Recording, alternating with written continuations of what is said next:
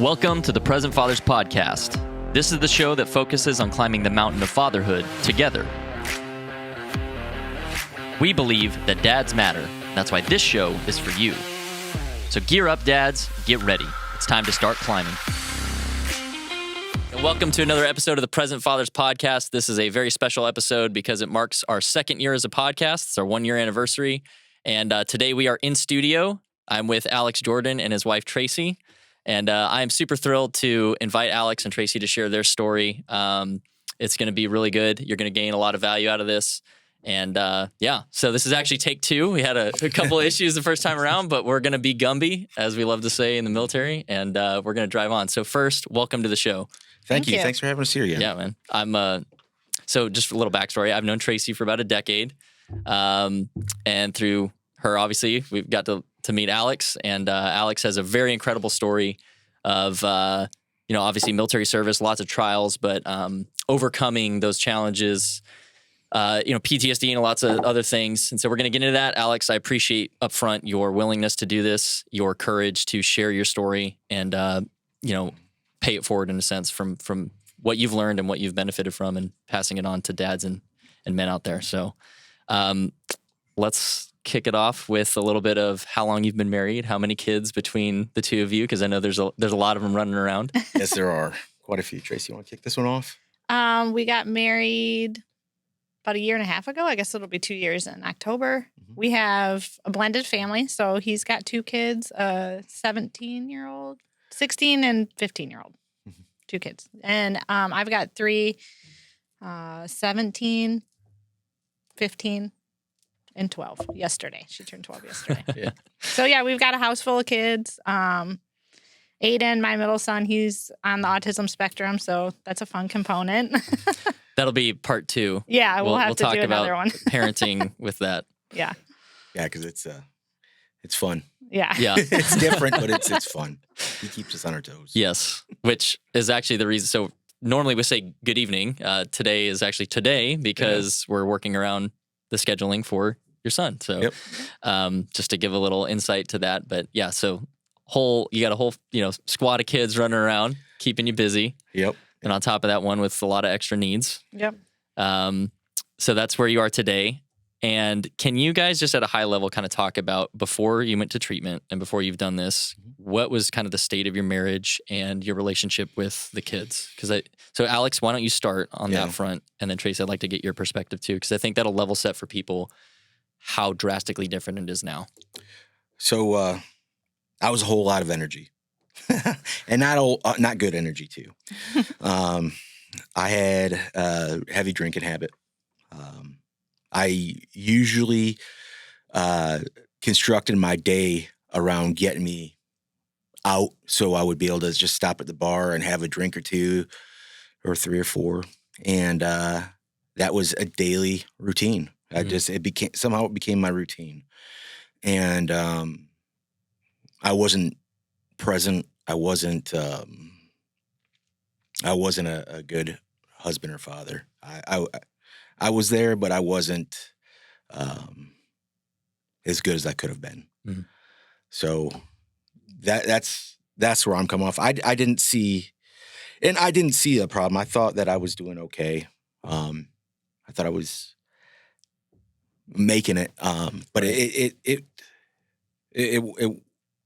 was affecting our marriage in a lot of ways. It was pushing Tracy away. She was isolating herself a lot. Not from the kids, but just, emotionally, she was saving herself. Yeah. And then we got to the point of where I started seeking help.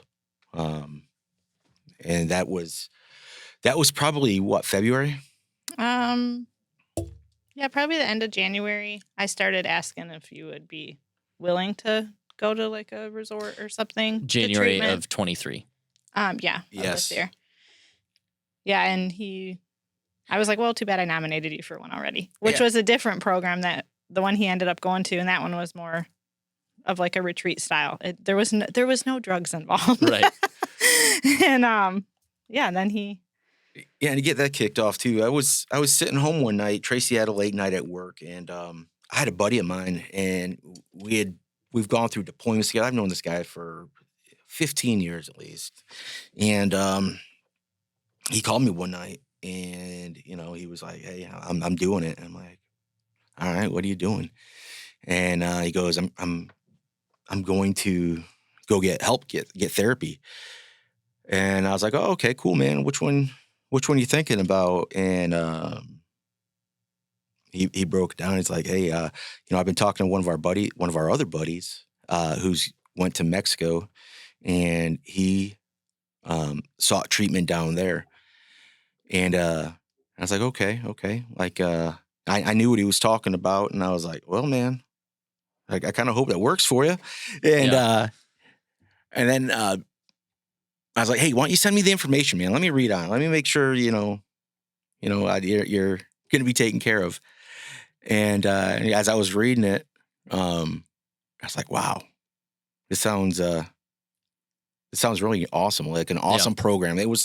They had everything lined up from the day you got there till the day you left. Right. So we'll get there. I don't want to jump ahead too far because I want to go back to kind of where you were, right? Right. And then let's talk about the treatment. So I'll summarize very high level for everyone to kind of get into the context of what you were going to unpack. But Alex went through a program that uses Ibogaine and DMT, and so we're not advocating going to the woods and doing a bunch of drugs with your friends or something. This is a medical facility, medical treatment, but it's very targeted for a specific purpose. And so for Alex, it's been a life-changing experience. So we're gonna tell that whole story here in a minute, but let's back up. Let's go back to where you were, kind of down in the hole, right? Down stuck. Yeah. And so you said you were, kind of in this routine. You were getting closed off. Tracy was obviously kind of protecting herself from, who you were at the time. And I assume your relationships with your kids were also a little bit at an arm's length. It was. I was keeping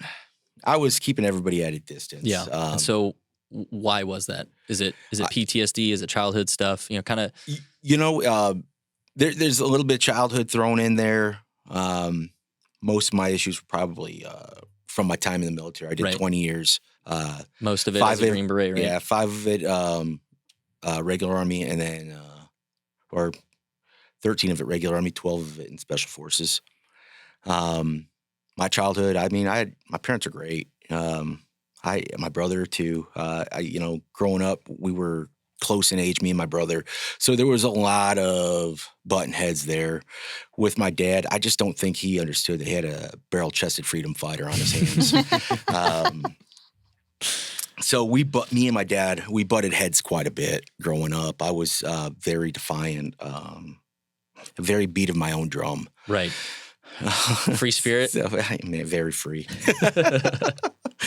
But, so with that, I remember my dad saying, if you're going to live under my roof, you're going to live by my rules. I was like, all right, I'm going to join the military then. Right.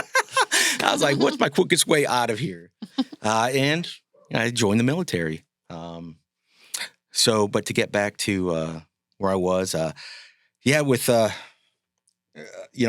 out in 2018, and right there, I was going through a lot of depression.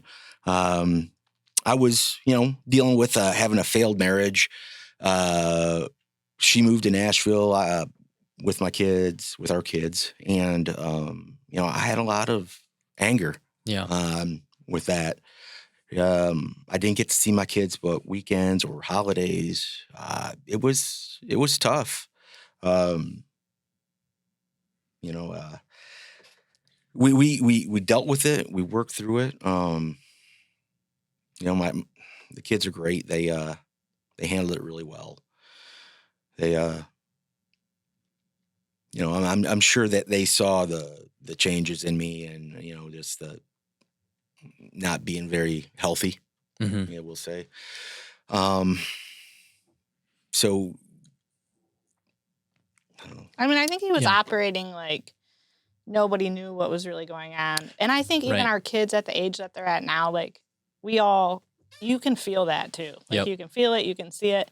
And I was to a point right before he left that I was just kind of like, when is this going to implode? Like, I can't, there's no way I can do this forever. When you say when he left the military, you mean? When he left to like get help and stuff. Oh, right. I mean, up until that point, it was just like with the drinking and stuff and the way he just operated around that and his days around that. And sometimes I'm like, are you like, do you think we all like don't see this or Right. not like you're fooling anybody? Because you're not. Like, we all. Yeah. And so, I mean, you were really, not to put words in your mouth, you can correct them if I'm wrong, but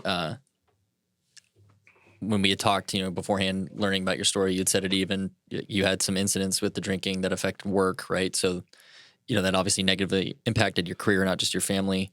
And, just through all the deployments and op tempo and everything, you were kind of just stuck, right? Yeah, it And was then- like early 2017. I ended up getting a DUI. I was on back-to-back deployments, and I was getting ready for another one. And I just went out one night to just let off some steam and ended up getting pulled over for drinking and driving.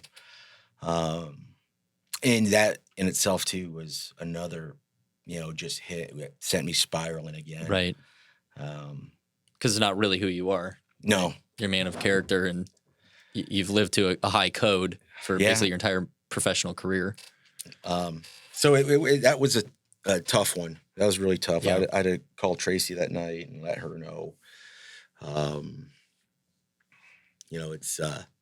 It's humbling. Right. It is. But, even at that, even getting picked up, that I didn't hit my rock bottom then. I mean, I didn't hit rock bottom for at least another year, maybe even farther. Yeah, no, it spiraled off. And of that. what do you think the rock bottom really was then?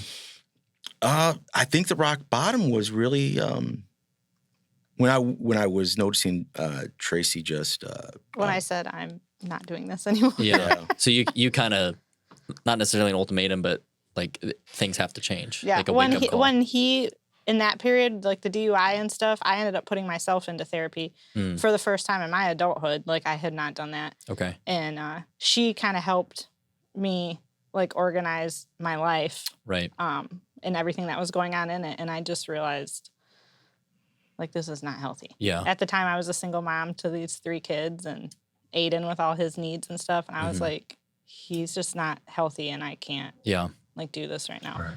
So wake up call. And then, so how long between wake up call and you kind of realizing, okay, I don't know what it is yet, but I've got to get some kind of help. Was it basically in that moment, or did it still take some time? You went through therapy then? Yeah, we went through couples therapy. Okay. At that time, and it just very difficult to open up. I have a hard time opening up, and then trying to open up to someone who had never been in the military, Right. never. To the they put in counselor. those positions. Yeah, it was just I would go there and I would be there.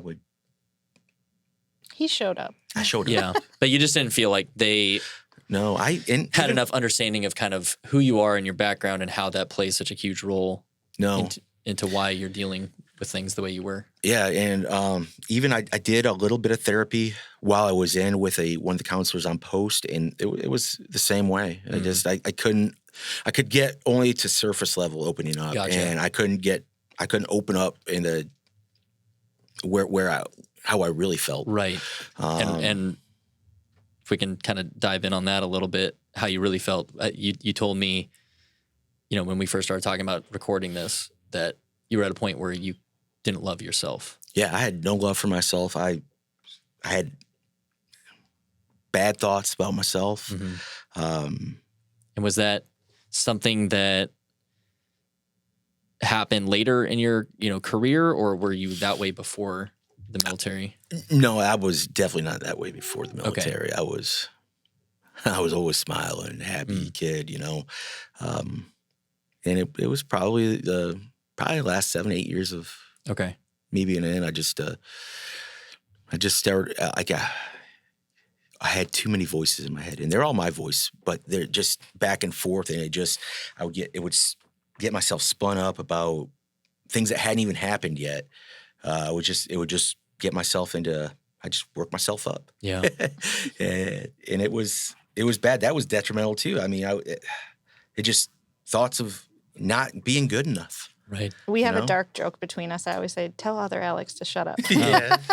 Yeah. So it's interesting you brought that up because ironically, my wife and I saw our counselor yesterday, and that was one of her suggestions is for bad behaviors is to kind of make a friendly, humorous name for each other for when we're acting that way so that you're not attacking your spouse, but your spouse can be like, oh, I am acting that way. I need to, pause. But it's funny that you have that because that's actually probably a good thing that you did.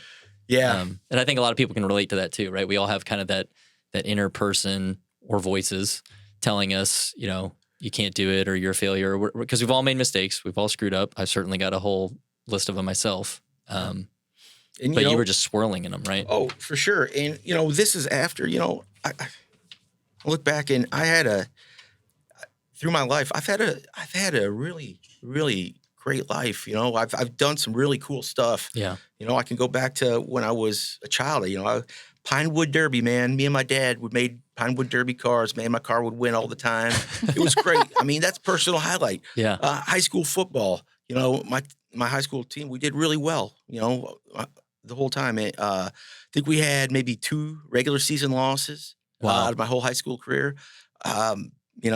Joining the military, it was a generational thing. My grandfather had done it, my great-grandfather, my dad, and then myself, So completing basic AIT, earning my EIB,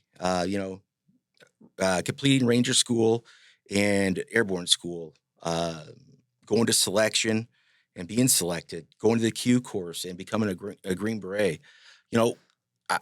I've had a really good life and done some really cool stuff. Yeah. And to still feel like my worth wasn't there. Yeah. Was really tough. And to come, like I said, to come from myself, I didn't care for myself. Mm.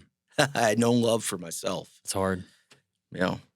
So in that moment, then you guys kind of have this, okay, we got to do something.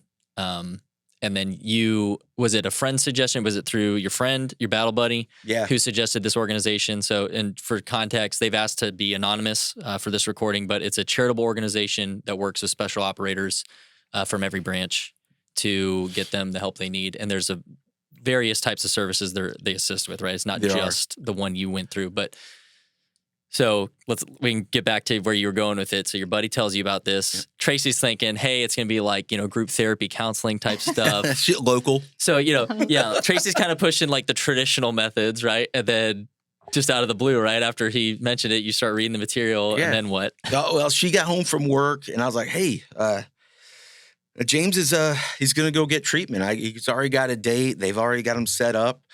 I was like, I really think I could benefit from this. It sounds like, so it sounds like the therapy that I need. Right. Dealing with myself. It'll be 90% of it on me. Yeah.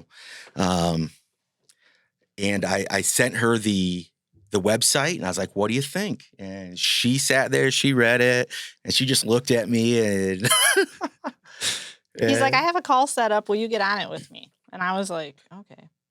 And after but she internally, was like, you're like, I'm going to do it just because you asked me. But yeah, when the lady talked to him and she went through her whole spiel or whatever, I was like, give me the phone. And I just was like, just firing off questions. But just to highlight, like that wasn't because you didn't want Alex to get better. Like it was from a place of deep concern. I deeply and worry. wanted him to get better, and that's where we were. That's where we were at, like interrelationally. I was like you got to get help, right? And we had that conversation probably a week prior to this, but the span of him like telling me he was interested, it was like 3 days before it was like everything was getting like sent off. He was going, the dates were set, and I was like, oh my gosh. Yeah, right. But your concerns really were, just like, whoa, you're going someplace crazy, safety wise. Yeah, you were worried about his safety, and it sounded so bizarre to me. Yeah, I was like, you're going to Mexico, they're picking you up, driving you across the border, like they're gonna steal your kidneys. I was like, just really right. Afraid and so of specifically, this treatment it was a 5-day or 7-day? 5 day. 5 days. It's in Mexico. And we're going to go through kind of step by step so everyone kind of gets the whole story. But the big ticket item is they use Ibogaine, which is psychedelic treatment. Right. It's the world's strongest psychedelic, right? Very introspective. Yeah. And it's not like fun. It's like you take it and you're under its effects for like 24 plus hours. Yeah. It doesn't make you feel good. Definitely not recreation. It's not, you're not going to have fun doing it. So it's very targeted purpose, like we said, because you had a big mountain of trouble, right? Of problems. You had a lot of stuff in your rucksack, so to speak, and you being a Green Beret, it kind of, we'll joke about this later, I'm sure. You were like, okay, I need something drastic to like start my throwing the pack out. Yeah, my question to him that finally just said, okay, and I had to surrender to it was, why do you feel like this is the treatment that you need? Because in my mind, I'm like, this is bizarre. Right. And he just looked at me, he goes, I am an intense human being. I have very deep stuff. I have to run into the storm. I can't. This is the only way I know how. That's and awesome. I was like, okay. So I think Brandon has a question about the Ibogaine, actually. Mm-hmm. Yeah, Alex, Tracy, did either one of you have like reservations or concerns with Ibogaine itself? And can you maybe go over potential side effects that you were possibly worried about, especially being in a different country and just being in a different environment there? I definitely wanted to, when I talked to the lady on the phone, I was like, what is the supervision of this? And she, they're hooked up, they're monitored, there's lots of doctors. So, but yeah, I was very concerned about his physical, like what that was going to do to him. His safety, yeah. Yeah, getting on that, with the reservation that Tracy had, it's because, this is a medical treatment that is done overseas, because here in the U.S., it's not authorized. All this research was done in the U.S. was, prior to the 70s. Mm-hmm. Once big pharmaceutical really took hold, and they started pushing all this traditional Western medicine. Yeah, this old medicine out the door, and it got moved overseas, like I said, to Mexico and some other smaller countries. So it was basically, I don't want to say forgotten about, but it was. It's the U.S. it's as a stigmatized whole, for sure. It is, because they classify it as a class 1 drug, and they call it a drug instead of medicine. There's a great book out there that I ordered immediately when he said Ibogaine, because I had never heard of it before. It's called Ibogaine Explained, and it really takes you through. I read it in one sitting. Yeah, it explains a lot. And kind of just since we're on the topic, before we get into your experience going through the treatment, to maybe just level set for those who have never even heard of this, because I certainly hadn't heard of it until we talked, right? Or you were like, hey, Alex is going. And I was like, to do what? And I was terrified when I told you. So you're part of a clinical study, right? Yes. And most of your buddies are also kind of Stanford, Ohio State, a bunch of other legit institutions are really getting into this. It's gaining a lot of traction from very popular people like Dr. Andrew Huberman and other people who they're trying to see how you can use targeted applications of plant medicine to heal mental traumas and all that kind of stuff. And it's not just special operators. Right now, you guys are a unique subset. This is why they're honing in on you guys first, I think. You guys are the need it the most. Well, one, yes. So let's be very clear. Special operators of every branch have, an extremely high operations tempo, op tempo for short, deployments, training. Because even when you're not deployed, you're training. You guys are operating at the highest level. So it requires just this level of work, like a pro athlete. They're constantly in season. Off season is still training. So same thing for you guys. Deployments, really brutal stuff. The stats are out there. I forget, but I think it's like 5x a special operator versus a regular soldier in terms of I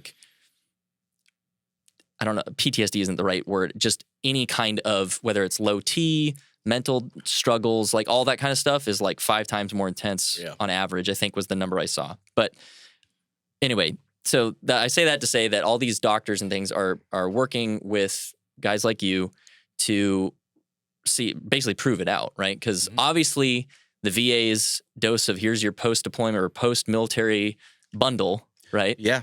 isn't working very well because we still have a huge crisis. So. Yeah, and bringing the VA up on that, they are going to start using MDMA in trials, I believe. Sponsored by the VA. Sponsored by the VA. So even the VA is starting to wake up to that there may be applications that this is better than what we're currently doing. Yes. Okay. So and with those, this organization you went with works really close with. Right. So they're kind of like lobbying and trying to educate. So, yes. And a big part is education. Yeah. I mean, we it's really something that hasn't been in the spotlight here in the U.S. for quite a while. Right. Other than bad publicity. Mm-hmm.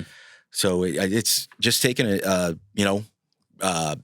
people to get educated about it again and learn about the plant medicine. Yeah.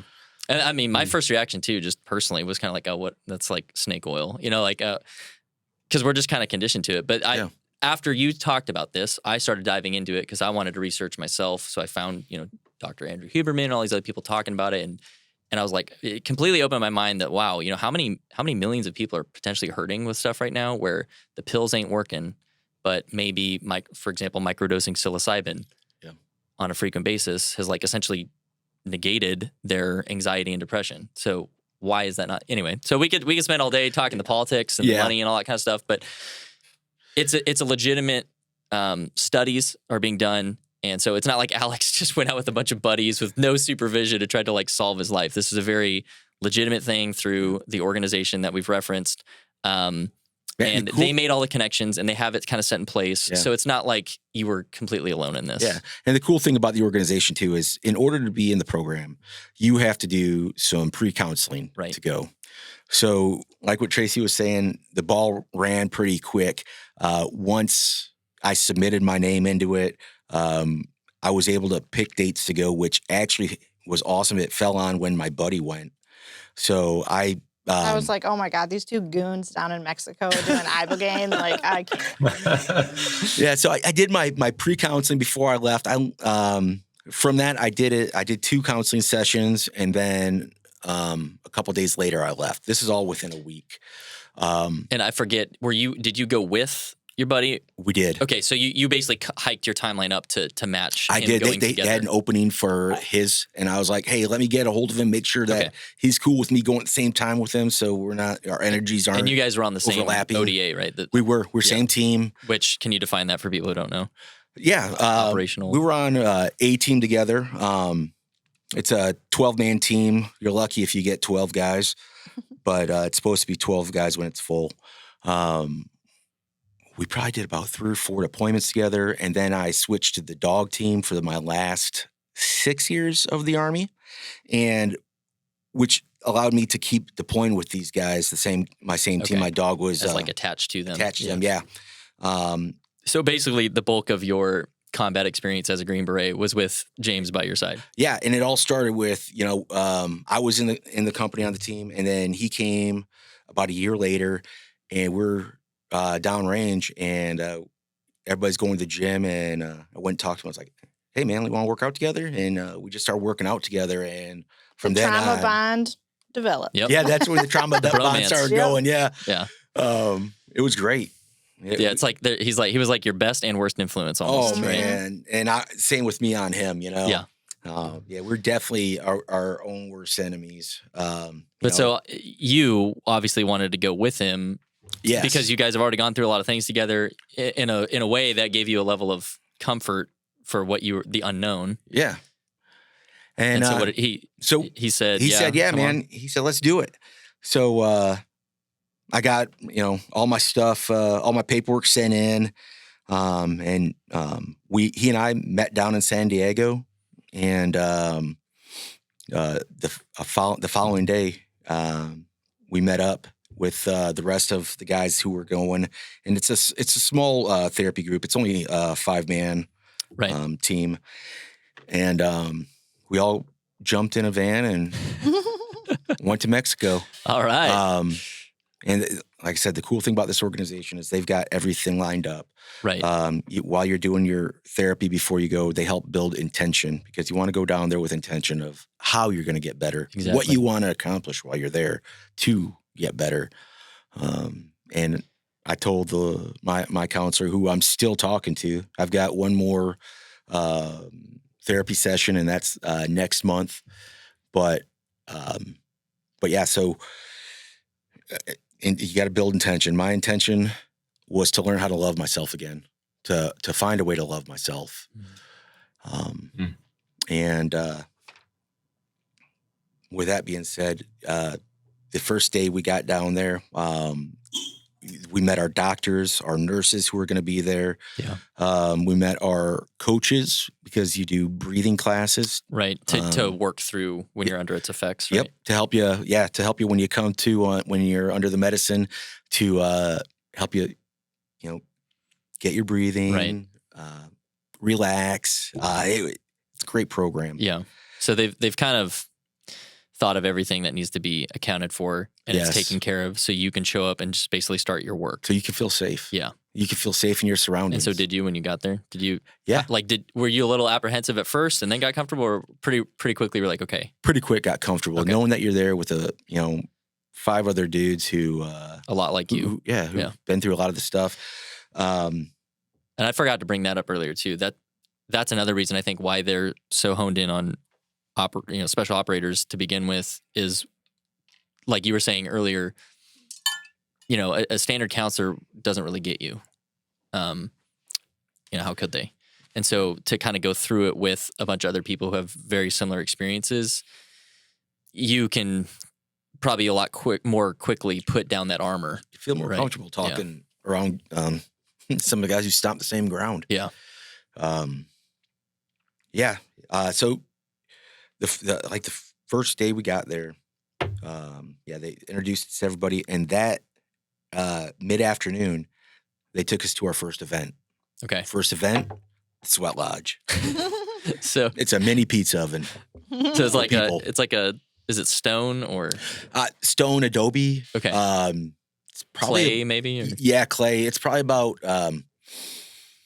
4.5 feet tall, so you're not standing in it. Yeah, and you have to crawl through a little hole, right? Through a little door. Yeah, you crawl through it, and everybody sits around it. They've got a bucket in the middle filled with water, so you can dip your headband in it because it gets up to probably about 120, 130 degrees, and you're in there for about 45 minutes. And every 15 minutes, they give you the option to get out and get a quick cool air and relax, and then get back in if you want to. Right. Yeah. So, but you guys being a bunch of Neanderthals, alpha male operators, kind of jockeying for who's toughest. Yeah, we just asked for more medicine at the time. The more medicine was putting more water on the coals, and so it got hotter. More steam. Yes, and in there, but the guide is in there with you, right? Yeah, the guide's in there with you, and they're a great couple. They're an older couple. Probably in their 60s, 70s, maybe. And they were in the heat too. And they're doing the chants, and it was great because they get you chants. So you get that steam in you. So you start sweating out all the well, I mean, especially if substance abuse or it's still in your body. Right. I bet it smelled like straight Miller Lite in there. Oh, probably. Probably. Because we don't do Bud That's Light. what I was. Yeah. No, that's what I was going to ask. Was this more of a spiritual and cultural thing, or was this something that we were physically detoxifying your body and prepping you for the Ibogaine? Or is it both? Both. Yeah, I would say both, because in there with a chance, it's talking to the old gods. It's opening the circle. Yeah, it's opening the circle to allow you to come into it and be part of it to start your journey. And so basically after this first experience, how close did you feel then to all the other guys already? Right there's a great bonding experience. Okay. Nothing like a bunch of sweaty dudes. Yeah. Just guys being dudes. Yeah. B, did you have a follow-up to that? No, that's great. Okay. I could imagine our group going down there and doing something. Yeah, and it was just a lot of fun, Nice. And it's a nice little break in to get all the guys on the same level. All right. And I want to kind of gloss over some of the higher points of your therapy. It's amazing food the whole time. They're feeding you a very specific diet to prepare you for going over, under the effects of the psychedelic. It's like a really nice, almost resort feel, right? So it is. It's like 5-star accommodations. It is. The food, they brought chefs in from local hotels. Yeah. The food was just, I can't say enough about it. It was awesome. And then, so now quickly go over the different kind of tasks they had you guys do to prep for, because the Ibogaine was day 2 or 3? Day 2. Day 2. So you The basically get evening there, of the you do day one 2. day of just work. So what's that prep cycle? Because they hit you with the hard one pretty quick. Yeah. Right? So you get back from the sweat lodge, and they get you an IV, which you a port. So yeah. you have that the whole time, so they can give you multiple IVs while you're there. And they're like constantly checking your guys' Constantly levels, right? checking. Yeah. Nurses and doctors there the whole time. Then morning of day 2, you wake up, you have your breakfast, and then you go straight into breathing, a breathing class. And that's to help you that evening when you go into the Ibogaine. It was about an hour and a half long. You do a little bit of yoga. It was nice. I'd never really done a lot of breathing techniques, so that it was good. It was good to have a tool for the evening. Right. We had lunch, and pretty much after lunch, you're only doing liquids. Okay. Reason being, they don't want you throwing up. Yeah, right? reason being is the Ibogaine, it can make you motion sickness, and you just you don't want to do that. Yeah. Before you started the Ibogaine, are you able to call Tracy? Are you able to call him? Yep. Up until the medicine, we had our electronics, and once we went upstairs, we turned those in. But yeah, I called her beforehand, and I was like, "Hey, I'm about to go into the medicine, and I'm just calling to say I'll talk to you on the other side." And were you like freaking out, or? Yeah. So at home, what were you knowing that he was like going to be under this for like the next 24 hours? Did you do any of your own kind of coping mechanisms at home? I was coping by not functioning. I ended up not going into work. I had to reschedule because I didn't expect to be as nervous as I was, but I was just really scared, honestly. I just stayed home with my kids. I think they had no school or something that day. Probably. I think there was a storm. What month was this again? February of 23. Yeah. So I was home with the kids. I just like nervous cleaned the whole house, like just weird stuff, like she was nesting for me to come Yes, home. I was like scrubbing. So you were just trying to stay busy some way to not have to like think about it. So you're obviously pretty apprehensive.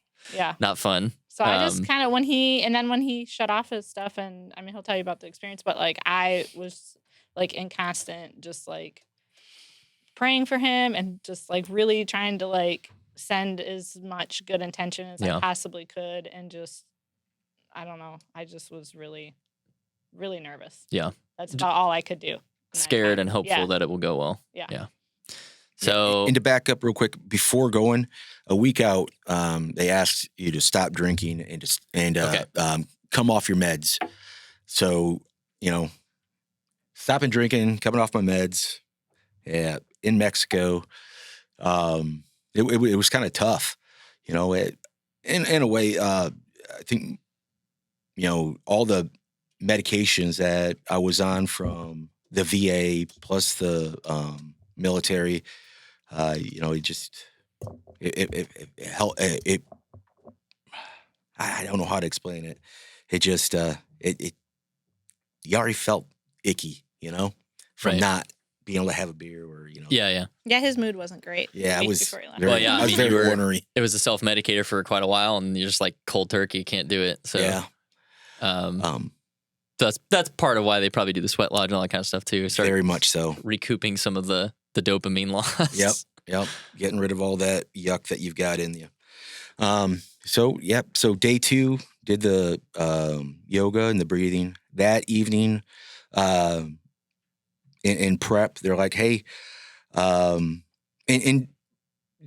during that day, we had probably about 2 just group therapy sessions before going into the breathing, and then after, talking about, hey, how did it feel? What was your experience with it? And then they tell you, hey, going into tonight, make a little list of things that you want to think about while you're in the medicine. Because at 7:00 we went down and outside, and we had a little fire pit, and we had a little, get together. Everybody read off of things they want to get rid of, from their list, and you threw it in the fire. Mm. And then at that point, the gentleman that was running the program was like, "All right, guys, we're going to start." So, with that being said, we let me go to my notes. Yeah. So the way that the medicine is given to you is it's the Ibogaine. It's a root of a bush from Africa. It's old medicine. And what they do is they just grind it down into known dosages, so Right. they know what you're getting. And so it's like a capsule format, basically. Yeah, it was just a capsule. The first one was 400 milligrams, and then it was like every 15 minutes after that, we got another one for a total of 4 pills. The last 3 were 250 milligrams, so it was all in to get you to a medicated state. Right. And you have an option while you're in it, if you're not feeling anything, to get a 5th dosage. But I didn't need that. So we're down there by the fire. We all take our 4 pills, and the allotted time was in about an hour. And then they say, "Hey, when you guys start feeling it, make your way upstairs." And upstairs in the house is a beautiful house. Yeah. Like a mansion type. It is. Yeah. It's a nice, real nice marble floors, big rooms. But they had this really big room that they put us all in, and everybody had their individual station. It was a mattress, a mat, a mirror in front of you. It was a darkened room, so you had some candles. They had tribal music going. You had a little trash can next to you in case you got sick. Your water bottle, and your sleeping mask. Right. Put a mask on to help keep it dark, Like for your eyes. Yep. Yeah. And that way you're not getting motion sickness as much. Then wasn't there like a mirror? Yeah, the mirror in front of you, and then they had a little what is it? A rattle. Yeah, a rattle. It's like a wooden traditional tribal. wooden- Yeah. Yeah. So you sit down in front of the mirror and you just shake your rattle with the music and to get along with it until you feel the need to lay down. And the musical or the medicine will let you know. One of our guys, the next morning, he was like, "Yeah, I saw my face melting." In the mirror? Yeah, in the mirror. And for me, I knew when it was time, my rattle started getting a face on it with all the designs on it. When it started turning into a face, I'm like, okay, better lay down now. Yeah. I think the medicine's working. Yeah. So I laid down, and I don't know how long I was laying there for, but I'm looking around, seeing what everybody else is doing. It's kind of one of those things, and it's all right. Put my mask down. And at some point throughout the night, it was probably early on. Like I said, everything started at 7. This is probably about 9:00, maybe 10. I raised my hand. One of our nurses came over. I was like, "Hey, man, I gotta use the restroom." And they're like, "Okay." So he's like, "Get up and hold my arms, and just take real slow steps. Keep your mask on." And he goes, "I'll guide you." And the reason for that is because motion sickness. You'll get sick. So Yeah. I made it to the bathroom. I was like, all right, cool. Got in there, went pee, and I turned to go out the door. And when I turned, I think I turned way too fast because I opened the door and I closed the door again, and I got sick. Mhm. I just retching, nothing in my stomach but a little bit of water, or plenty of water, and then I just sat down on the bathroom floor. It was nice and cold. I don't know how long I was in there. But, I'm in there and I'm in the medicine. The medicine's working through me already. And I was just sweating. Yeah. So Are you having any like visions at this point, or is it's a very physical thing right now? yeah, it's just very physical. I with my eyes closed, I I'm seeing what feels like a night sky. Mm. Anyway, I open the door. I'm like, all right, bud, I'm ready to go back. So he takes me back, and I sit down and I retch a few more times, and I was like, hey man, I just can't stop sweating. I am like really, really hot. So I stripped down from everything just straight to my boxers, and I laid down, and I just felt my body just get real heavy into my mat. Mm. And then that's really when a lot of, so with me, my visuals, I'll read from my book real quick. Yeah.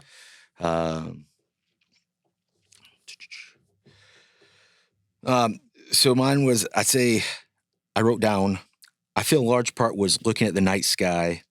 I couldn't tell if it was just looking or if I was part of it, because I also felt like I was up in the sky.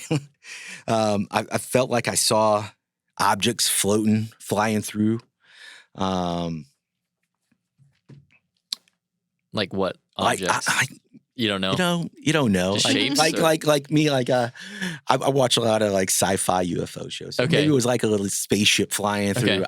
Who knows what the medicine was trying to tell me? I'm just going with it. Right. Their thing is, You're hey, along for the whatever ride. the medicine does, just go with it. Yeah. And with that being said, my experience was very physical. Like it was a very, like I said, I think it was, what word am I looking for, Trace? Like a cleaning. Mm. Like it was. Yeah, you think, maybe because of all the alcohol, your alcohol body and was. pills. Yeah. It was just, mine was pushing all that out. Okay. Because my temperature, and they told me that my heart rate would spike the whole night, up and down, and throughout the night, when it would get really intense, like I would just the medicine would have me roll to my side and go to sleep. And then once I think my heart rate would come down enough, it would wake me up, roll me back, and put me back to work. And the work being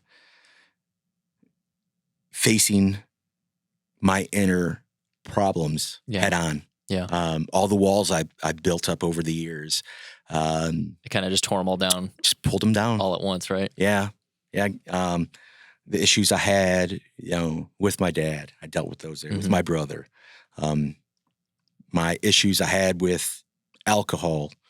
I throughout the night, I just dealt with those.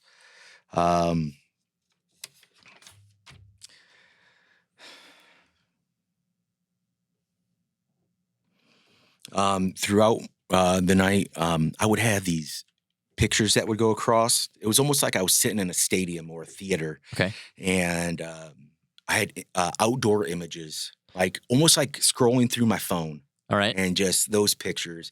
And it was all black and white, gray, except for one. It was this just beautiful open field of wildflowers. And I think that was the medicine saying, hey, man, you need to get more with nature.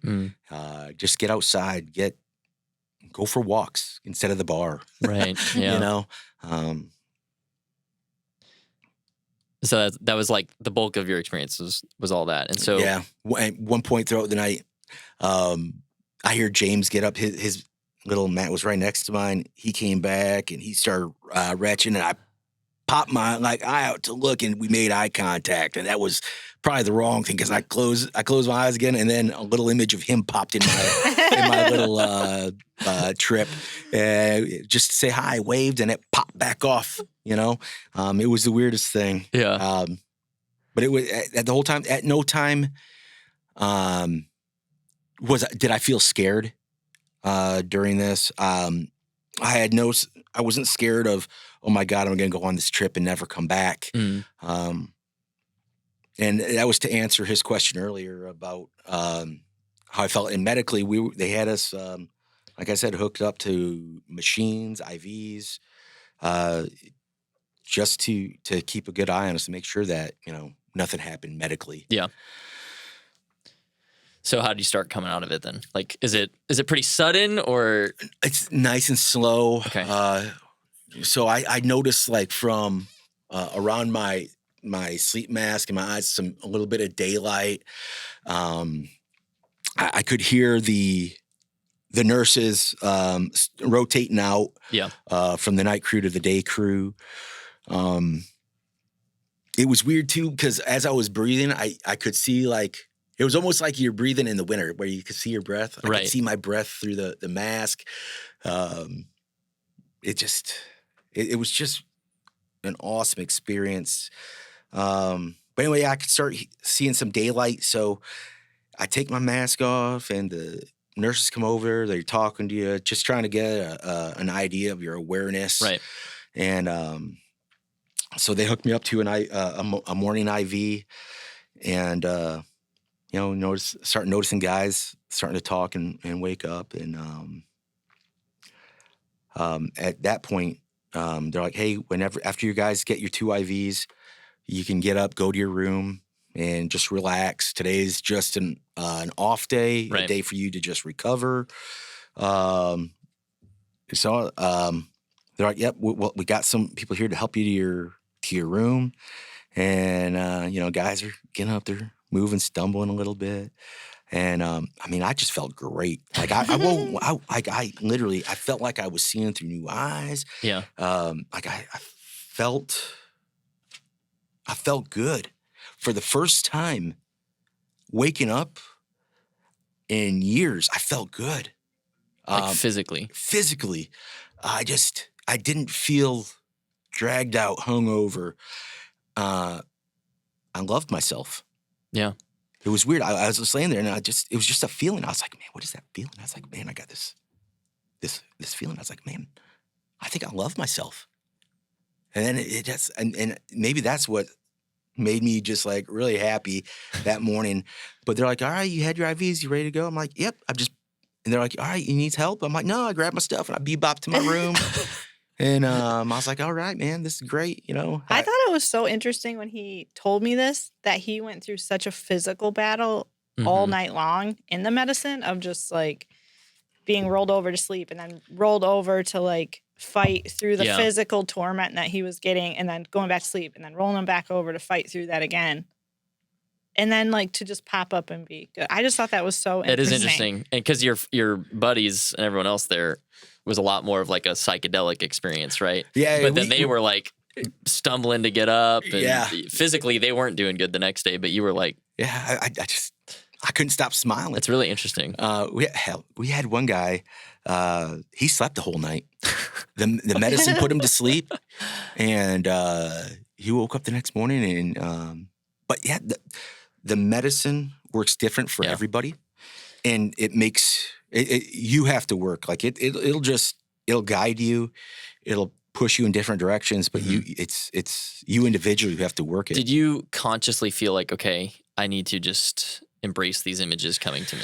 Yeah. Okay, so when you say do the work, like you have to make a conscious decision that you're not going to like pull away from what's presenting itself to you. And kind of go through it. Yeah, okay. See, that's really interesting because I think like I've never really done anything like this. Yeah. My initial thoughts were like, oh, it just happens to you and you don't really have a say in it. But you're kind of describing it like you have to keep walking on this path. You have to interact with it and work with it. Otherwise, it will be probably a unfun. Not that trip is fun, but it won't be as beneficial. Right. You won't get out of it what you needed. Yeah. You really have I just think it's amazing that walls. 24 hours later, give or take, from years of feeling like I can't love myself, feeling weighed down, and then boom, you're like, just felt like a door opened. This is all new. Yeah. A new door opened. Right. That's wild. Yeah. So were these images like things you swept under the rug in your past, or were these traumas, or like try to describe that a little? Yeah, with mine, the image would go up, and as quick as I would try to focus on seeing what it was, it would shift to a new one. So it's interesting. It's almost like it was trying to show you that you just need to let these things go in a way. That's what I was like thinking. They're really not that important. It's like deleting. The only thing that was in color was just this image of beauty, this calm field with flowers and stuff. And so for you, that was, I'm interpreting what you've described. It seems like it was telling you like, everything is okay. Yeah. You can just be. And all these things that have happened or that you've experienced are just these images that I like the example too, where they had you write it down and put it in the fire to like symbolically shed it from you. Let it go. Yeah. Right. Yeah. Because it's the past, right? I mean, the past is an anchor. If you're not careful, it'll anchor you to it and, tear you up over time. So I think that's beautiful. I love that. So let's move forward. You recover. You're doing physically better than most of the other guys. Yeah. And then what's the next big event? So recovery day, that is, like I said, I went back to my room. I did end up throwing up once or twice in my room, but I mean, I still felt good. And it was just like the medicine was still working its way out. Excuse me. So the next event was Reiki. I had only heard of it in bits through Tracy. I'll let her talk about that. Yeah.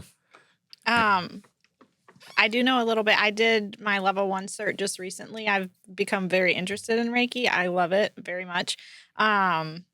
But essentially it's just a healing energy from the heavens, from Creator, that runs through somebody who is a registered Reiki practitioner to heal the patient. And the Reiki knows what to do, knows where it needs to go in the person's body. It's all energy work. So how that worked with me is, man, for months, I had this just terrible back issues, my lower back. It was a screaming 8, 9 every day. But it's not service connected, right? Yeah, not service connected. That's a running joke for anyone who doesn't know that the VA loves to say it's like, oh, it's not service connected, when it's like, yeah, clearly. Like I was on jump stairs for quite a few years. I'm 35 with the back of an 80-year-old, but no, I'm sure the military, nothing, anyway. Sorry. I didn't know much about it. So I went in there and she's like, lay down on your back on this table and I'll get started. It's like, okay. So she was standing at my head and then she walked to my side and she put a hand on my heart and a hand over my heart and a hand over my side. But she's not physically touching you, right? It's not just physically like touching. hovering. Yep, just hovering. And she doesn't say anything. And then she moved to my head again and she just, for 45 minutes probably, just working over my head. And she said, all right, we're done. If go ahead, sit up when you're ready and you can leave. And I sat up and she must have saw like me, like twinge my back, or whatever, right. Just give a, icky face. But she said, oh, hey, sit down, wait. And I sat down and she went to my back and she just started running her hand, not touching me, but up and down my back. And she's like, okay, you're done. It's like, okay. So that's probably 4 PM. I go back to my room and I go to sleep and I wake up again about 8 PM. And I was like, all right, I'm going to go downstairs, grab a bite to eat. It's the first time I felt like having anything to eat since being on the medicine that night before. So I go downstairs, I grabbed an apple and a sandwich. And on my way back up the stairs, I was like, man, my back kind of feels loose. It felt like a 5. And I was like, okay. So I eat my food. I go back to bed. I wake up in the middle of the night to use the restroom. And I was like, man, my back feels like a 3. And literally that's what I've been writing for the last few months is like a 3. In terms of like a pain level. Low pain. Yeah, low pain. It's there. I can feel it. I know it's there, but it's really just annoying. It's not bothersome like it was. It's more like an annoying Interesting. pain. It's almost like, I mean, I know for me, like I channel stress into like my shoulders and neck for sure. Yeah. So it's almost like you were carrying a lot of that. Yeah, a big component of Reiki is that. I mean, we carry a lot of our traumas, our emotions, all of that stuff in our different places of our body. So interesting. That's crazy that you're just, Yeah. A couple hours and then. Yeah, and it's better. Jump fast forward real quick, then we'll jump back. Tracy just said she got her level 1. After she did that, she practiced on me. She asked me if I wanted to, and I was like, heck yeah. My back is probably a low 1 right now. Wow. Every once in a while, it feels like just a needle in my lower back, just jabbing. But it's definitely not as bad as it was. Yeah. So yeah, there's something to it. That's amazing. And with my thought process is if that therapist and did that to my back, like lowered it to like that low of a level, what'd she do when she was just working on my head? Right. You know, what was she fixing up there? It's just a real interesting practice. Yeah. So we get done with that, and the next day is day 3 that day or 4. That turns into day 4. Okay. Day 4 is the DMT, which is toad venom, right? Yep, toad venom. So I know you told me this. You had So you going into it, you can bring your own sleeping masks, and my one for the Ibogaine was just a plain colored one, black. Yeah. And then the one I brought for the toad venom one was it mask looked like frog eyes, and you could like open them or close them. So it gave the personnel working there a good laugh. Yeah. So I just wanted to like call that out. That obviously highlights your kind of just good natured humor and who you are, right? So for someone like that to say I didn't love myself, I just want to drive that point home, like how much of a difference that is from who you are, right? Because we've only had real conversation, you and I, post your treatment. Correct.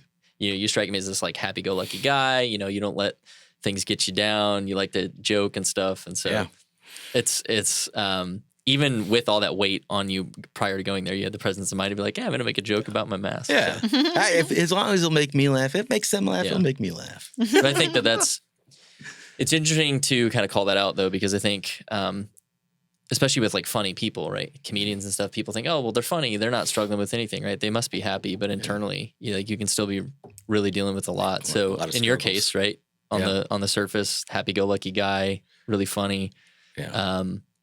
And I mean, you were dealing with a lot, right? Like you had to go do Ibogaine to feel reconnected to yourself even. So yeah. And, and there's not even, it seems like such an extreme way to get better, but it's, God, it was pleasant. Yeah. Just pleasant just to be able to go somewhere and just shed. Yeah.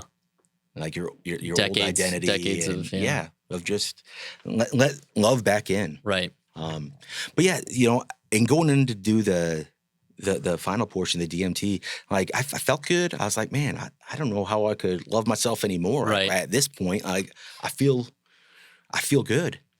And like excited, right? Like you were like excited for the new day. Yeah. Which is something that was kind of new for you, at least for a while, right? Yeah, because everything prior to going really for a couple of years was Groundhog Day. It was like, how do I get through the day as opposed to like, I have a new day. Yeah. Right? It's a very... Yeah, everything was going to be the same. Everything was Groundhog Day prior to that. Like even though I could change things, it would end up being the same thing. I'd go and I'd, get a few beers and then go home. Where,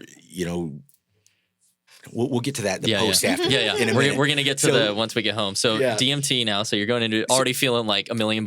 Yeah. And you're like, this couldn't be any better. Yeah. So we go in this room and it's all this is individual, where the Ibogaine was a group setting. Yeah. This is a room. You go in there, you've got a couple nurses, the doctor, the room set up.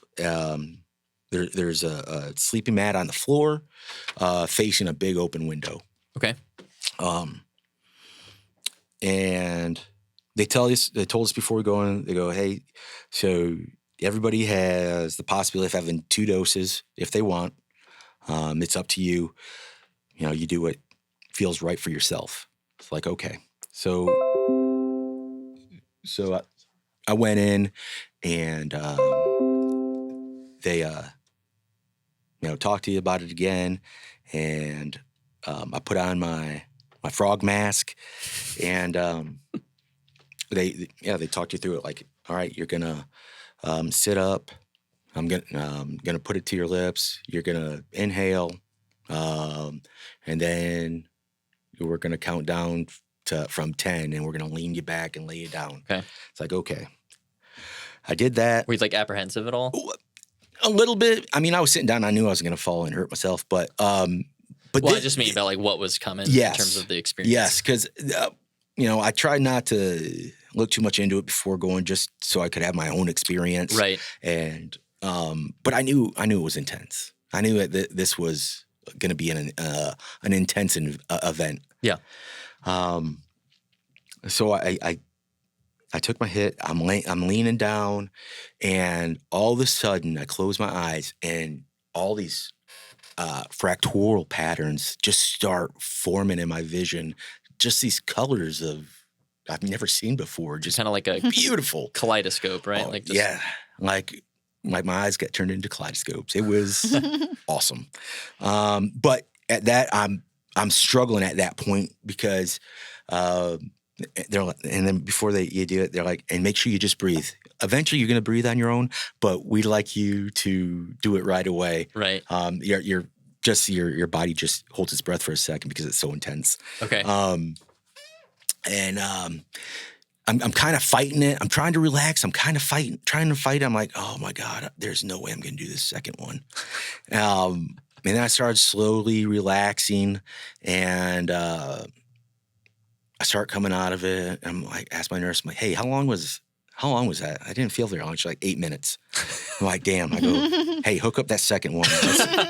Because you have 45 minutes. I was like, I'm going to use my whole 45 minutes. That's right.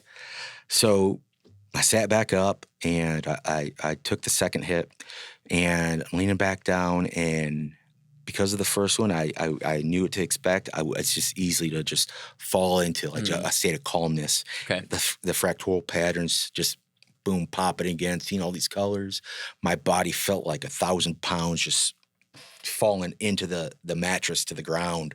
I tried to roll my hands up so my palms were skyward so I could kind of close my hands to just see what kind of consciousness I had to be able to for my extremities. Couldn't close my hands. It took a while. Interesting. But everything was just so beautiful. Just this, like I said before going in, like I just felt like I had so much love. Multiply that by like 100, like just a new, more powerful feeling of love for myself and surroundings took hold. And that's why they do this program like this, because it's a full circle. Right. It's of making you take that, of you taking the Ibogaine and looking inward on yourself. And when you look inward, it's not always pretty. Right. So you don't always have a feeling of goodness coming out of that. Yeah, you're down in the valley. Yeah. You know? And so this is to help complete the circle and bring that love and that great feeling out. And somewhere during that, I sat up, I popped my mask up, and I was talking to the people in the room and just, telling them how great I felt. And I was like, well, I'm going to lay back down because I know I can't stand up right now and walk. So I'm going to lay back down and use the rest of my time. And, they're laughing. They're like, all right, lay back down. So I laid back down. As I'm laying down, I felt just this huge grin come across my face. It's probably the biggest smile I've had in my life. And seconds later, I just start crying. I couldn't stop. Like out of relief, joy, what kind, do you have any recollection? It's just a release. It's a release, relief as well. Just letting those emotions, that as a man in this society, like you don't cry. Well, as a warrior like yourself, you had to bottle those up for probably ever, like 20 years, 20 plus years. And so it's kind of just reconnecting to yourself on the primal level, right? Like just the raw human level without any social constructs or, without worrying about somebody like, what's this weirdo doing crying? Yeah. It just, and nobody in there was judgmental. The whole time we're there, none of the staff, everybody was just great. There's no judgment, they know that we're going through hell. Right. And, but they were great in there. And, I was like, you know, I can't wait to get home and have a good cry with Tracy and just have a connection on that level with her. Because you hadn't really been vulnerable in that way before, right? No. I don't even think with my first wife, you know, I never got on that level. Yeah. And you know, it's kind of tough, you know, to live a life like that. I mean, I held Tracy at arm's length before. Yeah. And I'm thankful that she saw the goodness in me, that the possibility, and that she stayed around to allow me to heal, and so I can be a good father, a good husband to our kids, and with her.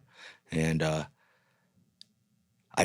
tell you, I wake up every day now, and I don't wake up wondering, man, when am I going to get a beer in me? I haven't had a drink since February. Yeah. So it's recording right now is June 21st. Yeah. So it's been 4 months. 4 months. 4.5 months. That's fantastic. Yeah, I don't crave it. Like, even if we go to a restaurant or whatever, you know, or just go sit at the bar to get some food, like, I don't feel the need to be like, hey, I need to get a beer, or hey, I need to hurry up and drink this one so I get 3 or 4 down me before we leave. Right. I just have a whole feeling of calmness now. Yeah. So I'd like to kind of fast forward over the rest of it and get to the homecoming, right? So well, I guess immediately DMT's done. Now you're just feeling like even more amazing than you were. Did you like call Tracy then? Are you allowed to call her? Yeah, we had our electronics back by that time. They just take them away, so you're not doing, you know, calling home while you're under medicine, or you're making buying a new car. Yeah, while you're under medicine. It's a self-preservation. Yes, yeah. But yeah, I called Tracy. Probably. I think the first time we talked was right after the Ibogaine, because I didn't know where he was at in his process, treatment, because it was so long. Yeah. I had sent him a text because I was going to a meditation that night, and I didn't know if I wasn't going to have my phone. And to my surprise, he texted me back, and immediately I think I FaceTimed him or something. And when he came on the screen, I was just kind of like, oh my God. Like, he just looked so different. Yeah, like who's this man? What have you done with my Yeah, it was husband? Very weird. He looked really different. But he wouldn't tell me anything. He was like, I just want to come home. I just want to come home. I'll tell you when I get home. That's awesome. Yeah. You know, so then you get home, and I'd actually like you to talk first. What was your initial impression when you finally saw face to face? Yeah, he was just really excited and anxious to tell me about the whole experience. So did you feel relieved or? Oh yeah, I was still very much in the dark. I didn't know anything at this point. So yeah, I was really happy that he was home. I was relieved. And then I just couldn't wait for him to fill me in. And so he didn't get back to the house until later that night. So we sat up like forever, and he just told me everything. It was till 11 o'clock at night. Yeah, and he just kind of told me everything. And it was a lot to take in. And I just knew right away. I was like, it worked. That's so weird. Yeah. So you immediately felt that, like, that kind of stiff arm that had been there was just completely gone. And were you able to pretty much immediately let your guard down with him? Or were you still kind of hanging on to those? So there's rightly so, all the conditioning from the way things had been. There's a whole process, I think, when you live. I said we'd only been married for a year and a half. We'll be 2 years in October. We've been together for 10 years. Right. So, there's a lot of conditioning, and you operate in the relationship around stuff. Codependency is almost always there when there's alcohol abuse or anything like that. So, it was tough. I think I shed a lot that week that he was gone too, through the therapies I was doing with the organization, with my own therapist. I was like, emergency, I need you. We need to because I'm about to go through something. Like, I knew that. But yeah, I think the way that we've kind of had to integrate and relearn, like, how to operate around each other has been beautiful. I mean, it's the best kind of thing, I think, to have to work through. We have, I think, a deeper understanding for each other because before, all that stuff was bottled up in him. I didn't know. I mean, I could assume and like play therapist in my own uneducated way to do that with him. And that's something we hit on last time, is that I was taking everything as an attack. Yeah. Prior, like even just simple questions. I just always felt like I had to be on the defense. Right. And about anything. Anything. From, simple stuff of going to pick up, are you going to go pick this up from the grocery store? Yeah, or, just simple stuff. Yeah. It was like a quick shutdown, like I'm being attacked. I was like, oh my gosh. Yeah, so and then total 180, right? Like now. Yeah, we can conversate in the relationship. We can, just say how we feel. He never used to say that. Like, we can check in with each other on a more vulnerable level. It's really helped us.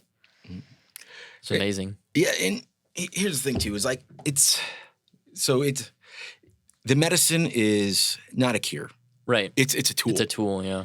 It's a tool to help you get into the vulnerable state that you need to reconnect. Be able to identify those things that have made you spiral down a hole and let go.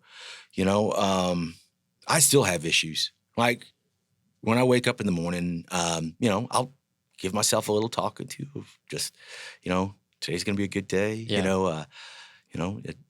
Your wife does love you. It's not. Right, so it's like self-affirmation. Yeah. Yeah, and it's good. I still do get overwhelmed by things, but these are small hills now. Like before, if every day waking up, I felt like I was having to climb a mountain. Every day was a mountain, and I just got tired of climbing the mountain at some point, and I quit. I quit climbing, and I just stayed in my level of pain and misery that I enjoyed. But now I wake up and, these are just little hills. I'm able to, knock things out and get things done. My relationship with the kids has gotten better on an individual level with them. Especially the older ones, have they said things that like they notice the changes? Have they vocalized any of that? I think they can notice, but they haven't been the one to say it. The one who says it is Lydia. Okay. Our youngest. Yeah. She just turned 12. She's always tapped in with everybody around her and not afraid to say anything. Yeah, she's I've met her a few times when getting my haircut. She's pretty bubbly. Yeah. Prior to leaving, she would ask, Big Alex, are you mad? Is something wrong? What are you mad about, Big Alex? I'm like, I'm not mad. I'm just. Wow. And it's hard. How do you talk to the kids about that? How do I tell them that I don't love myself? That I'm just like my anger's at me. I don't mean to direct it outwards. It's my anger's with myself. I think she told you since you've been back from Mexico, you seem so much happier. She did. She did. Probably a couple weeks after I'd been home. So the kids have noticed. Beautiful. Yeah, it is.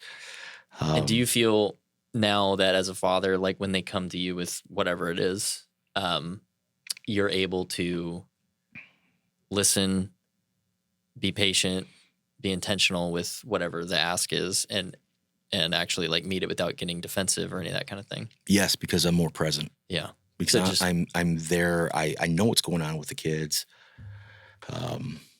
It's like a whole nother perspective, too, I think, that he just carries. So it's easier for him to, have healthy conversations with the kids because it's just healthier. It's just a better outlook on everything. And that's amazing. Now, were there unexpected results outside of your perspective and your mindset just being completely shifted the opposite direction? Were there any other, like, unexpected results of the therapy that you liked or you hated?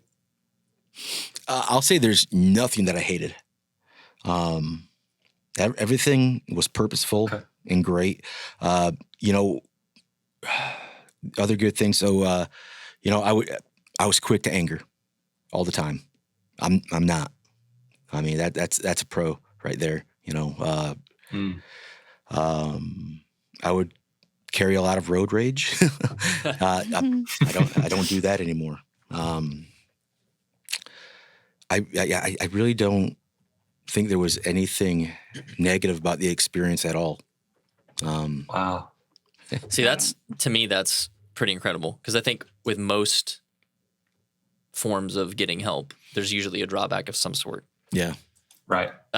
So that's pretty amazing. Brandon, I think you had a question too earlier that you mentioned that you wanted to kind of get into the post-treatment, kind of follow-up sessions and things like that. So what was your question? Well, first of all, I wanted to revisit the treatment being a tool. I think that's such a very important thing for us to emphasize for viewers, is that it was a tool coupled with other things like therapy and couples counseling and all these different things. So it's not just a one and done, it fixes everything. You're peeling back the layers of yourself, the onion layers, as they say, and you're addressing traumas and past. And that's something we always encourage dads to do in general. But like, I love that you emphasize that it's a tool. That's such an important thing to say. For me, it's so interesting because this is kind of like a triple session, like therapy session. And, you've got all these different things. Like, for example, Reiki is early 20th century Japanese. Then you've got your Ibogaine being an African rainforest based thing. And then you've got your DMT being South American shamanistic. And it's like, man, they brought all those together. And that's such an interesting thing that they used all three together. And I'm kind of wondering how pharma will play into all of this in the future. Being that this was a study, was there any heavy costs involved for you having, other than lodging and travel? No. Yeah, that's They that's the beauty reimburse of this so whole thing. The charitable organization covered all that for you, right? Yeah, That's so fantastic. Yep, they covered. The only thing I had to pay for was a hotel, so it was super easy, man. Right. And me and my buddy, we just got shared a room on the way there and on the way back. So I also want to ask about that relationship, because that's a pretty significant one in your life too, not just your marriage and not just your kids, but the role that he played prior to and now. Because prior to, he was not intentionally, but because of the deep bonds you have, both positive and through trauma, he was pulling you away from the kids and your wife a lot. You see him saying kind of in a... Well, with that we would get together at his place to be like, hey, we're gonna go out to the wood shop and we're gonna make a bench, or we're gonna do this and that. Well, it was just a ploy to get us together so we could drink together, is what it really was. Yeah. Yeah. And now what? Now what is it like? So now we have instead of a trauma bond, we have a recovery bond, a bond where we went down together and got ourselves healthy. Now when we talk, it's not talking about the old times about, going to war or this and that. Right. We talk about the future. We talk about, how our kids are doing, what our plans are for the future, what we're doing, in the next couple of weeks. It never falls back to that, what it was before, where we'd both go into a depression. See, for me, the thing that's so amazing about this is, because I've done a lot of like group therapy. My wife and I have done lots of like counseling, all that kind of stuff. And you may work out like stuff between you and your marriage or between a specific relationship, but in general, like all these other relationships are still just like a new battle you have to conquer almost.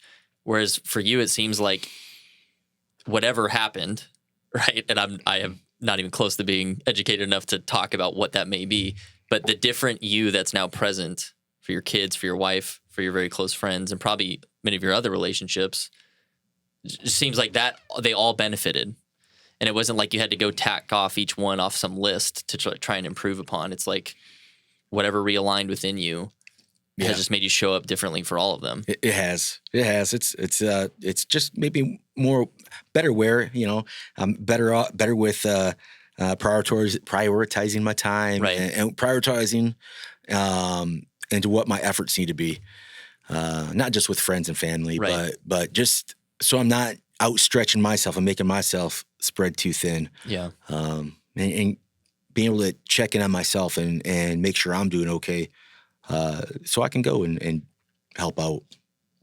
So, what advice from the eyes of Alex going through something like this? What do you have if dads out there could just take one thing, maybe not even just dads, men in general, who maybe know that there's a problem or think maybe they need some type of help? What's the best thing Alex can give them to ask for it, ask for the help, reach out, whether it's to a therapist, your wife, girlfriend, friend, reach out to somebody. And if that person doesn't answer or isn't able to help, keep reaching out. Don't give up. Don't give up. Tracy, what about you? So for us, right, this is a podcast about fatherhood. Your perspective as the wife of a man who went through something like this is almost just as profound, if not more, because we don't normally get to hear the other side of the story. So, I mean, I think within a relationship, it's really important to, not in a way hold each other accountable, but you can be better together if you're both, in that mindset of, trying to be better. So I think, being able to support him in this, as hard as that was, being on the other side of it now and just seeing how much that's helped us in our relationship and in our family and in our household, it's just been incredible. So yeah, if this isn't it, that's going to help you, find something that is, because it's just such a huge impact, generations too. Yeah. And we've had that conversation with our kids. They're products of divorce, and we want them to be able to be the healthiest version of themselves in their generation. And that falls on the parents a lot, to create that environment for them to be mentally, spiritually healthy. Right. So they can provide for their families. So, I think it's profound, really to think about it in that way, to be able to, no matter where you are, if your kids are 20 years old, you can still go through something and get better and still impact them and your grandchildren. And it's never too late. You can be 40 and 43. Go through this and have, so yeah. Well, thank you for that. Yeah. And my question, follow up to that is, I guess, Tracy, you first, and then Alex, or maybe just both of you at the same time. How much have you described to the kids what you did, or how much have you talked through it with them? How have you educated them that it's not like, sorry, I'm struggling here. This is a unique opportunity where you have a very crazy thing that you guys kind of did, right? At least crazy right now. Yeah. But you can teach them that long term, sometimes taking that hard choice is the best thing for us and for others. So how have you kind of used this experience to educate them, not just for what Daddy did, right, or Big Alex did, but the bigger picture lessons they can learn from this? That's kind of what we told them, what I just said. It's really important for them to hold themselves accountable going through life if they're struggling with something, because it does impact the people around you. And more importantly, you and your outcome in life. Yeah. If you can put the work in and, And we're there for them. Yeah, that's what we told them. Yeah, if they don't feel comfortable, talking to one of us, we've told them there's people we can get them in contact with to talk. If they feel better with a therapist, we can make that happen. If they want to talk to grandparents. I told my kids if they don't feel comfortable talking to me and Tracy, talk to their mom or their stepdad. Right. There's plenty of people out there that'll help, and that are willing to help too. So, well, it's just amazing to me that 5 days, right? And it's and like I said, collectively, you all feel like it's such a new lease on life. Yeah, and like I said at the beginning, I just beforehand too, I had a very crowded head. Like all the voices, my voice is just nonstop. Whether it's, I had a voice telling me, okay, we got to prioritize. We got all this stuff going on today. We got to get this and this done. And another voice saying, oh, well, if we get this and this done, we can go have a beer. Or, if we just get this and this, we can push this till tomorrow. And, and then that voice is fighting in there. Right. And I could go down a rabbit hole with this. And now it's so nice. It's so quiet. It's so quiet, organized. no one in there telling me I'm worthless. Right. It's I was my own worst enemy. Yeah. I think a lot of times that happens to all of us, right? Yeah. Anything else you wanted to cover about your experience and the differences now?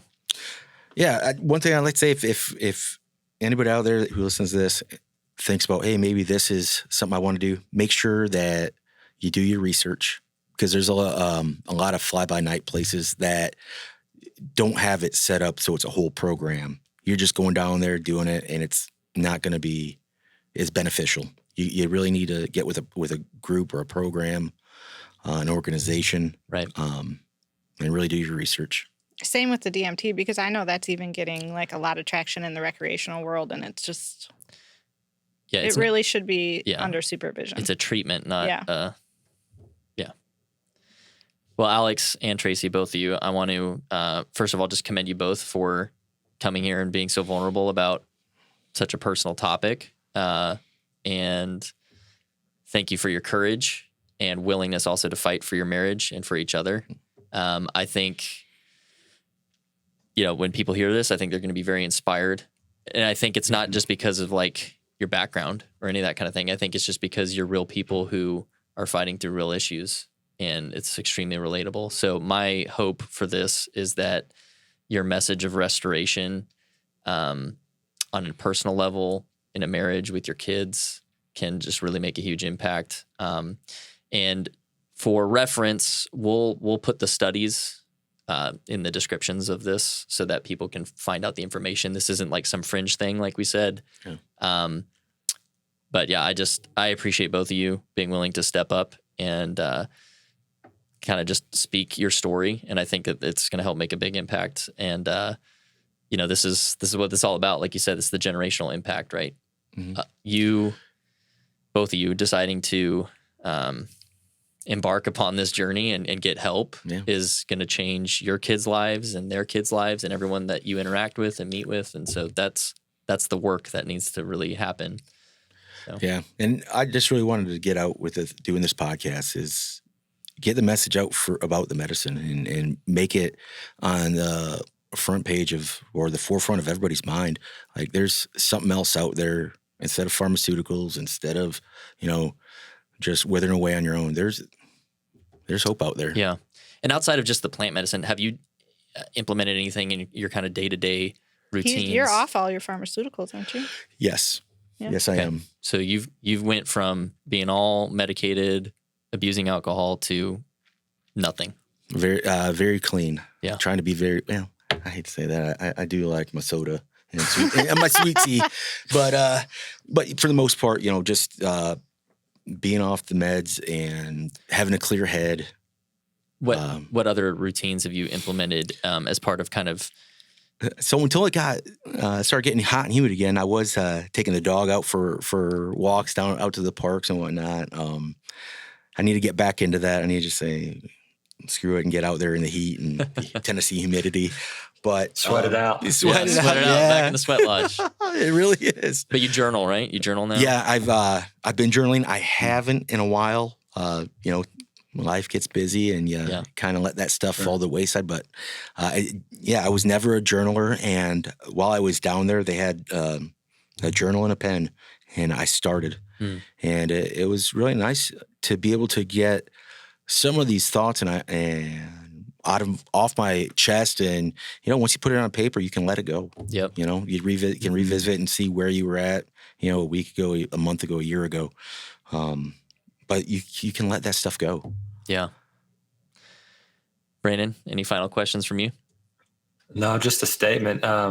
Thank you guys. And thank you for such a good modeled example that, it's not Alex versus Tracy. It's you and Tracy versus the problem. Yeah. A lot of marriages have a tendency to be me versus them. And then it just needs to shift to being us versus the problem or us versus the world. And I think if a lot of couples did that, it would be such a stronger, better world. And I commend you too for sticking it out, because like in my own marriage, divorce is not a word or an option. And I love that there's other families out there dedicating themselves to that. So thank you very much for that. And thank you for your story. I really genuinely appreciate you coming on. Thank you. Thank you for having us on and listening. Yeah. He's become a much safer space for me now. So. I think that's wow. beautiful.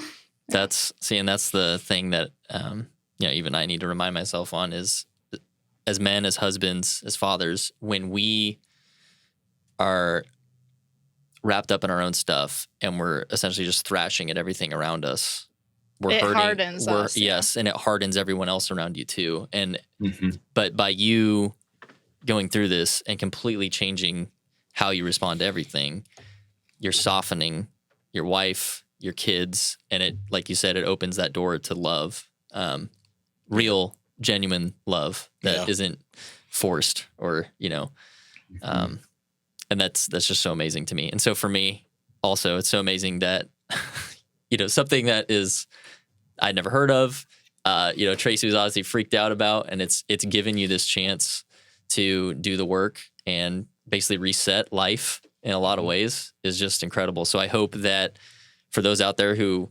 have hard opinions about this type of thing would maybe reconsider and see that this is something that should be an option for those in need, because I think, Alex isn't a unique butterfly, that there's only one of him. There's probably millions of people just like you with a lot to work on, and this could be an option. So I'll let you close with any final thoughts from you guys, if you have anything else. I love you, Tracy, and thank you for coming on this journey with me. I'm very proud of you. I think you've done good work. Thanks, babe. I'm proud of both of you guys too, and I'm privileged to know you, and I'm thankful for your willingness to do this today. So, with that, enough talk, dads. It's time to start climbing. This episode will be shared all over, and Alex, I think you're not really a public figure yet, but I'm sure that this is going to be something that gets talked about pretty frequently. So I'm sure you'll hear the name Alex Jordan somewhere else pretty soon. But thanks for watching. Thanks for listening. We'll catch you in the next one. Thank you. Thanks for tuning into this episode of the Present Fathers Podcast. Make sure that you subscribe to our YouTube channel and follow us on Spotify to catch all of our amazing episodes. We will see you in the next one.